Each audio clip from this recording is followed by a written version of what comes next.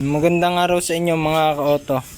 So sa video ito ibabahagi ko sa inyo itong ating gagawin dito sa ating kotse Lancer Pisa 4G13 carb. Pwede din daw to sa 4G15 na carburetor.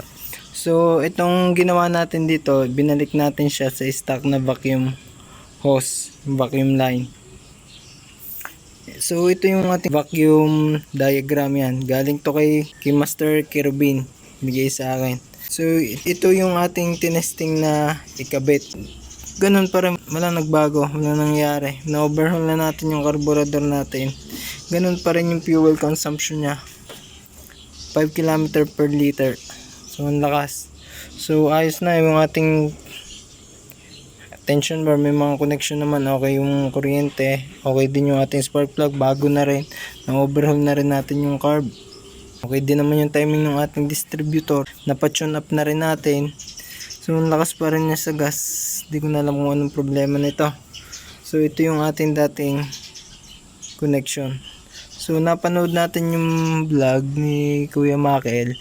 Sabi ni Kuya Makel, yung mga parts daw dito pagka nagmamalfunction na, kagaya nito sa thermal switch yata to, ayan, tinatanggal na daw yung connection. So ngayon may susubukan tayo ngayong bagong wiring diagram. Galing kay Sir Jezreel Nepomuceno. Maraming salamat sa inyo sir sa pagbabahagi ng wiring diagram na yun. So in-import pa daw yun ni sir.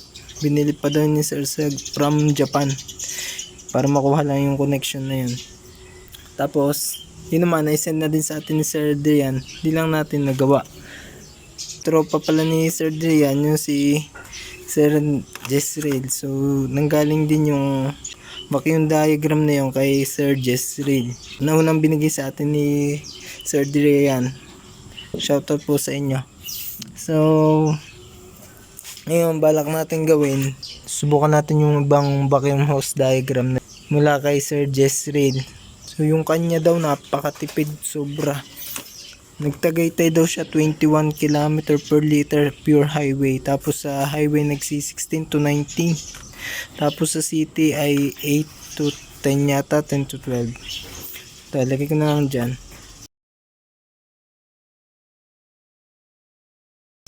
Ayan. So ngayon susubukan natin yan. Baka yun yung problema nito. May tinuro din sa akin si Sir na dito daw dapat ay gumagana to. So hindi ko lang nagawa ng hindi ko lang na-check nung ating in-overhaul yan. Bago pa yung mga gasket na yan.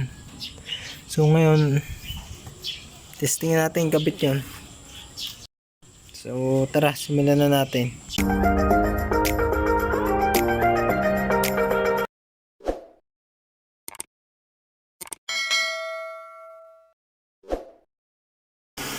Ayan mga auto, naandar na. So ginawa natin, ito yung kanyang wiring connection, yung kanyang distributor, dito siya nakalagay. Yung una, ang dalawa, yung sa baba, sa taas, ang una. Tapos yung isang nasa baba, ayun, doon sa ating purge. Yan. Tapos yung isa, dito, intake. Tapos yung isang hose, ito papunta dito, dalawang green. Ayan. Tapos itong isa, ito ay doon sa intake. Ayan. Ito. So yun lang. Tapos ito sinagduhan natin, tsaka yung isa green sa intake. Ito sa manifold, yung isa sarado rin. Yan. So yan, naandar na. So testing natin saan na tumipid na to sa gas. Shoutout kay Sir Jezreel. Maraming salamat po sir sa inyong sa vacuum diagram binigay nyo.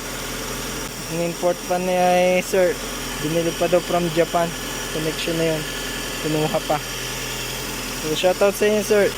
Update ko kayo kung anong magiging fuel consumption nito mga ka-auto. So ito, obserbahan ko lang, gamitin ko muna to. Tapos update ko kayo, sana tumipid. So kung nagustuhan nyo itong video to, bago pa lang sa ating channel, mag-subscribe na po kayo para updated kayo sa mga susunod ko pa ibabahagi mga video sharing, DIY, mga tipid tips tungkol sa ating auto. Salamat!